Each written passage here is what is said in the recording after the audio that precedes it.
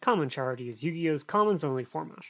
The format has evolved a lot since its inception, including recently with the new Legendary Dex products, adding a bunch of powerful staples like SP and engines like Sky Striker and Mitsurugi, but it remains an interactive, value-oriented format with a diverse range of playable decks.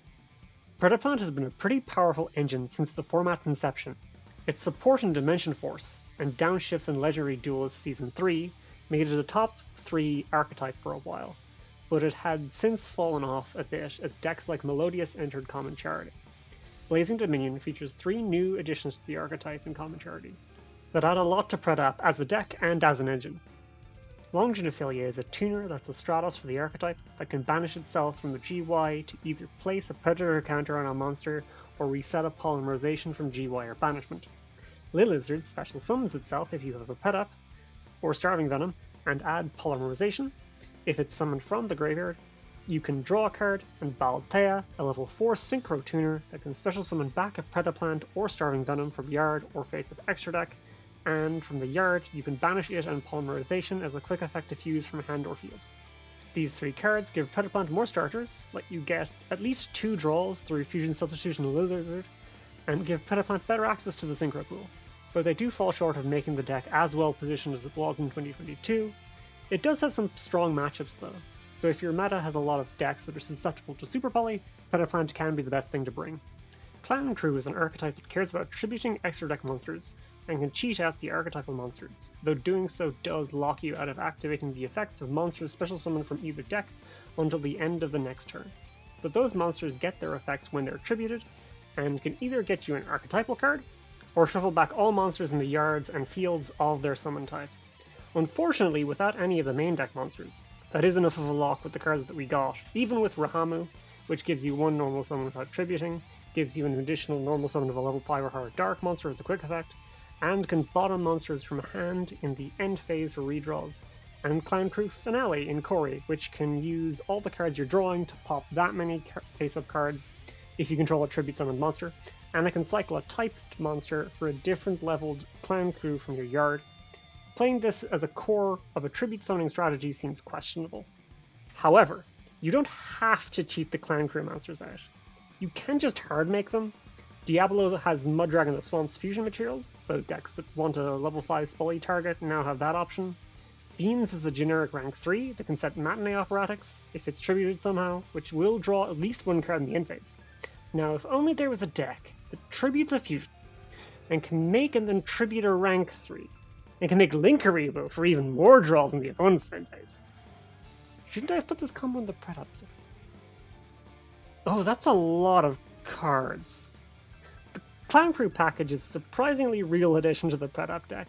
You trade a bit of your end board ceiling for at least 2 more draws in the end phase, and even more if the game progresses if Matinee sticks, and Baldrake even procs it.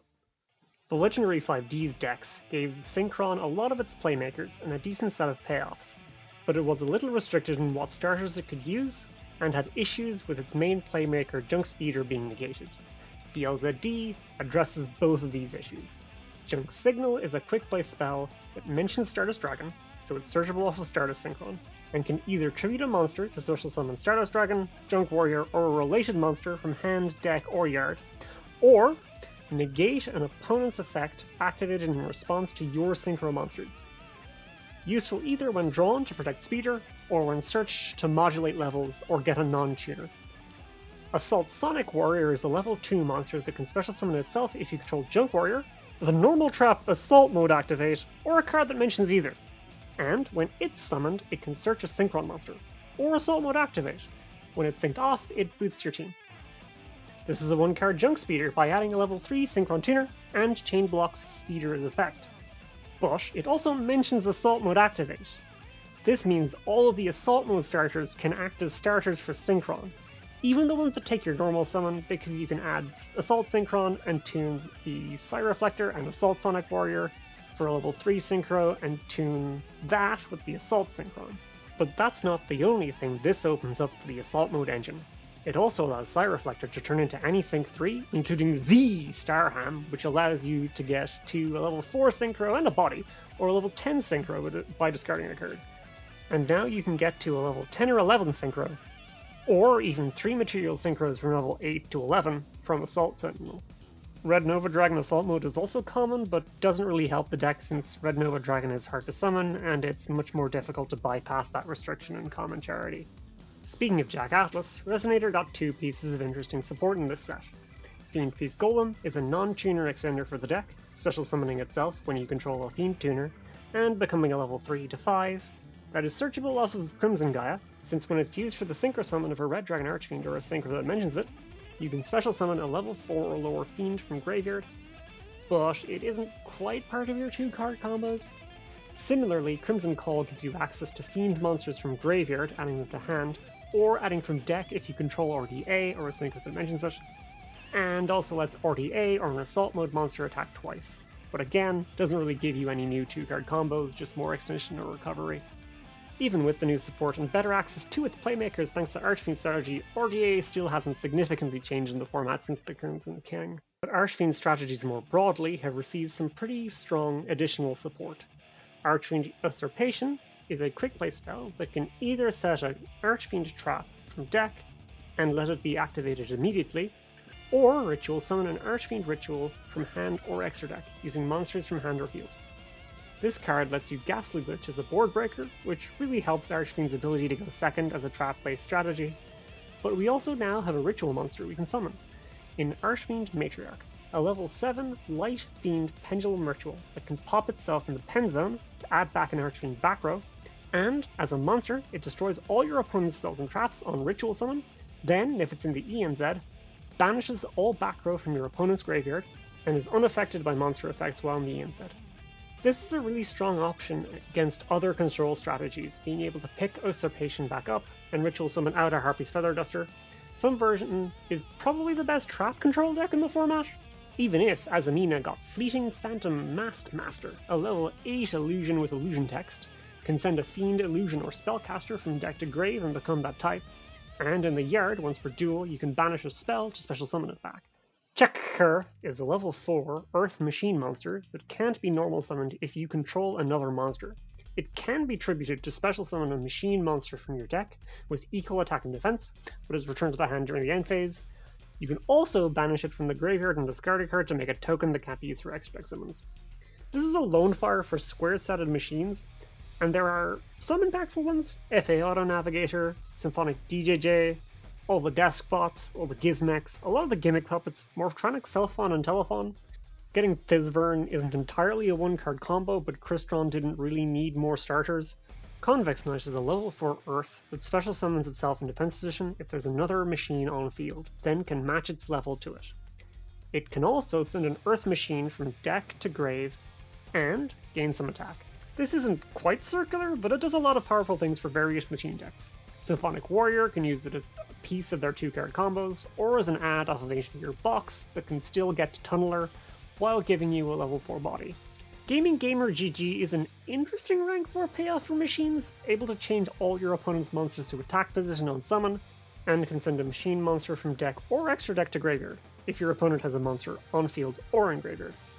Corey also gives us Greylair, a level 4 light machine that can tribute itself and reveal a machine in hand to add from deck a machine monster with a different attribute from the revealed monster. Then, if you added a monster with 1200 or less attack, you can special summon a machine monster from your hand. Then in the yard, when your monster is destroyed by card effect, it can banish itself to destroy a card on field.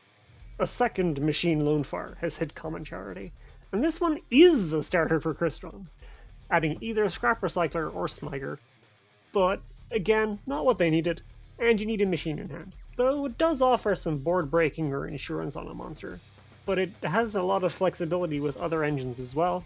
DJJ is 1200 attack, and Gearbox is 500. So this in either your Symphonic starter or a non-wind machine extender does Symphonic combo. Boss on Parade can even special summon it, meaning you can start machine combos without using your normal summon, including some 2-card Telephon FDKs. These new machine enablers offer decks some much needed consistency, but they don't yet have the payoffs on the same level as the top decks in the format, aside from a pretty fragile FDK. But that may change with subsequent releases. With Fairy Tale Snow back at 1, oh yeah, there was an FNL update. Pre-Metamorphoses are back at 1 now, Roseth is banned. Fairy Tale can kinda do some stuff with their new cards. Ball searches for a Fairy Tale and gives you a monster negate.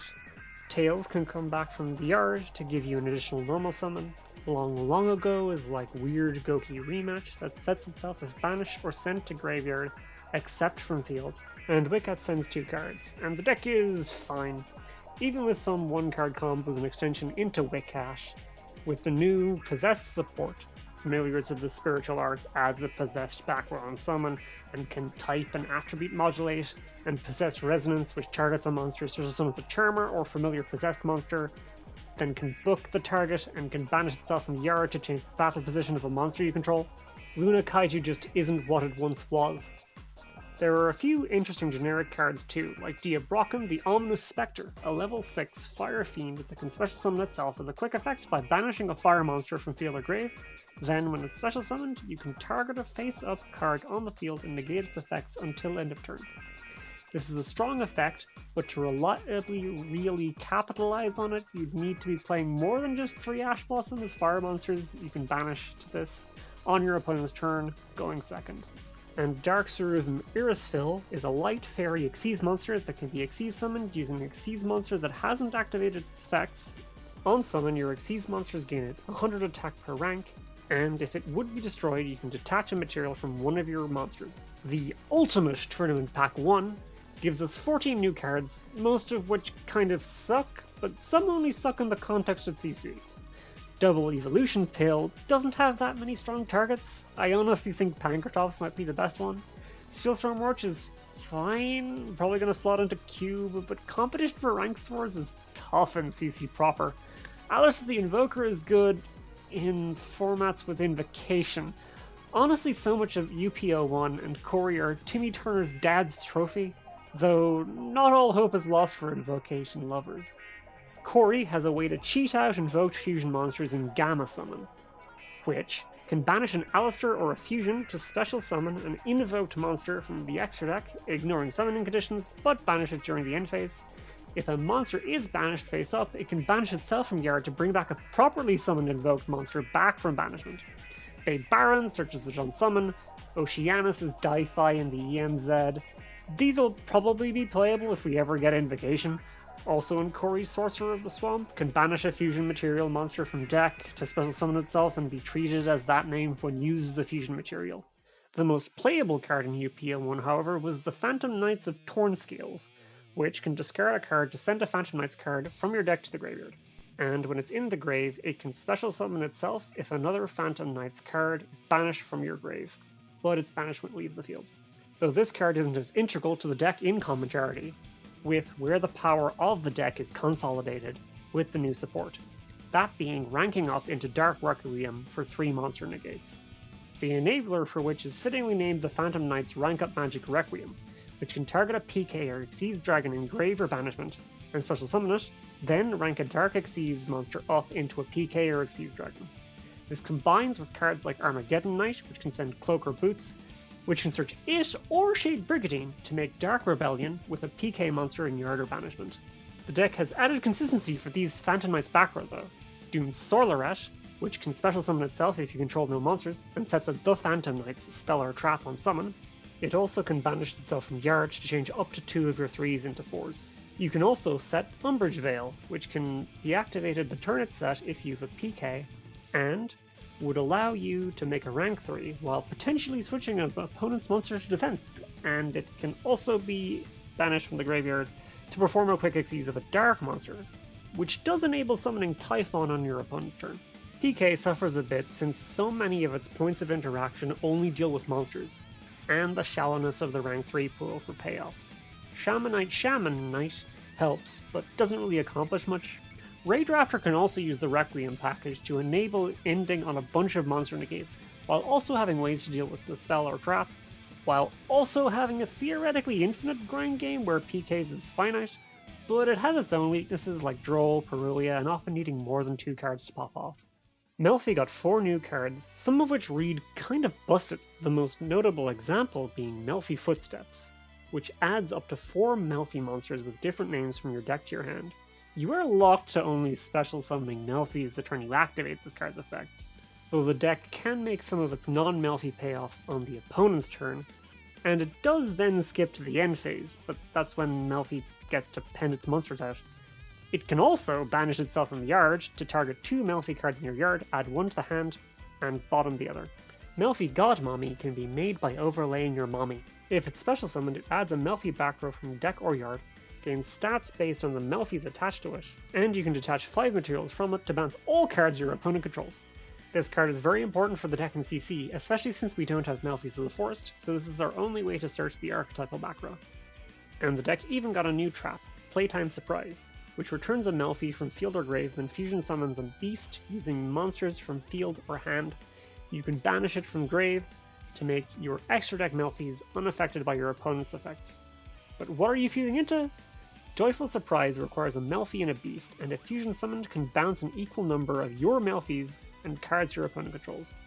When your opponent summons, you can reduce its level by 2 to reborn a beast. The deck still has its issues though. It fundamentally has the same game plan and wildly varying in matchups. Like, Megalith is still forced to play Demise Agent of Armageddon to have a chance, but Mitsurugi utterly crushes it. Funnily, Joyful Surprise might be a detriment to the deck in Commentary because it gives Super Poly decks a generically stronger and more easily repeatable target than Master of Ham. Dog, I was so hyped hearing that there was Sacred Beast support in this set. The Hamon engine is one of my favourite parts of Commentary deck building innovation. Until I found out it wasn't support for Hamon, but rather a new archetype of Skinwalkers that took this really interesting set of very playable support and chucked out of the archetype, and gave us cards that do not function with basically any of the old cards for no goddamn reason. If you want to update the bosses for the Sacred Beast support deck, then they have the technology to just make cards treated as other cards. Angelechy is the new world premiere archetype in Corey, and it is a lot better than GMX was for Commentary. We got 2 of the synchros, the field spell and a trap. The field spell is the core of the archetype, allowing you to discard a spell trap as a soft once per turn to summon level 2 Angelechy from your extra deck, and place an Angelechy monster in your back row. And if an Angelechy monster card you control is destroyed by battle or card effect, you can return an Angelechy monster card in your back row to the extra deck and summon it back out. The trap, Disturbance, can give an Angelechy monster to your opponent until the end phase to negate the effects of cards and zones now adjacent to it, and you can banish it from your yard to add a different Angelechy spell trap, giving you access to the field spell off of Foolish Burial Goods. Angelechy Enlisted is a level 2 synchro that can target a monster in an adjacent column, banish it, then move itself to one of those opposing zones, and if control of it changes, it returns to the extra deck and allows its owner to special summon an Angelechy from the extra deck, which will probably be Bastion for now, which as a monster can banish a card in its column, and as a spell stops your other Angelechy cards from being destroyed by your opponent's card effects. This is an interesting removal engine for a back row focused deck, giving you 2 banishes from the field spell and a discarded back row. But as it stands, the archetype doesn't really do a lot and is competing with the Delta of Invitation package, which offers better removal and more applications going first. But with a strong second wave, this archetype could be very interesting in Commentary. Yo Magna, the Fire Phantom, is a level 10 Dark Pyro that summons itself by shuffling 3 cards of the same type from your graveyard into the decks, becomes a monster type, then as an ignition effect, can fuse using itself and monsters on either field. You don't generally want to wait until you have cards in your yard to access a board breaker effect like this, but it does also have some proactive utility, as a large body that puts some cards back in your deck, and can even do a bad Blazing Cartisia impression, not just a Fallen of Albaz one. And the set is another new Super Poly target as well, with applications in Tearlament decks too. Pixusia the Confounder is a level 8 Dark Spellcaster that requires 1 Spellcaster and 1 non-Spellcaster. It can change a monster's attribute, and during your opponent's main phase, can fusion summon a monster by banishing itself and monsters from your field and grave. It can also change its own attribute in the grave, which I guess is the confounding part, I don't know what that's for. There aren't that many end-board pieces in this format that are spellcasters at the moment. Gossip Shadow and Dark are probably the most relevant hits. The more interesting applications are if you can make this with things like the Tearlaments, allowing you to make Dracus Tapelia off of, like, Mathematician, a Tear, and a Dark. Garden of Talus Stones is a continuous trap that lets you activate a continuous trap the turn it's set. Allows you to reveal 5 continuous traps with different names from your deck and randomly set one each standby phase. And halves all battle damage if your back row's full. There was a trap monster deck a while back that could use this, but I think you'll mostly be trying to set floodgates, even in a trap monster deck. Lane Restriction is a Call of the Haunted, but for banished monsters that also locks your opponent into using only their leftmost empty monster zone, which maybe messes with the link-based combo. If the Angelechy second wave is busted, it might be worth considering though. There's also a new Trap Hole that does collateral damage, but I don't think it saves trap tricks. Unfortunately, most of these don't matter, because there's another Legendary Dex product releasing tomorrow, which we'll cover next time. The Cube video is still in the works. I've just been busy. I was doing a podcasting course or splayed out trying to keep cool. Konami is also going to shadow drop some promo packs at some point this year, so I might have a busy month ahead. Thanks for watching. Remember to like, share, subscribe, and join the Common Charity Discord. Bye!